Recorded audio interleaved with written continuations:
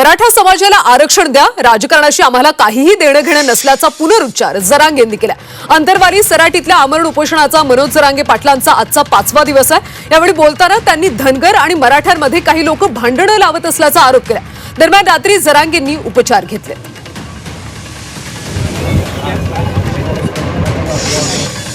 मराठ्याने आरक्षण मागितल्यामुळे धनगराच्या आरक्षणाला धक्का लागत नाही।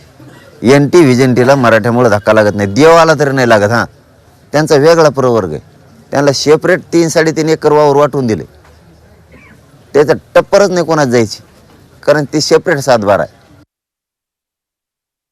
धनगराला विरोधच करायचा आता एसटी आरक्षणाला, मग जमनकारी किती वाईट वाटेल तुम्हाला? मग किती वाईट वाटेल? मी आज महाराष्ट्रातल्या धनगर बांधवाला सांगतो, हे बघा मायबाप धनगर बांधवांनो, तुमचे जे 1-2 नेते आहेत त्यांना समजून सांगा, मराठ्याच्या आरक्षणाच्या विरोधात बोलू नका म्हणा। मराठ्यामुळं आपल्या आरक्षणाला धक्का लागत नाही, फुकट भांडण इकत घेऊ नका।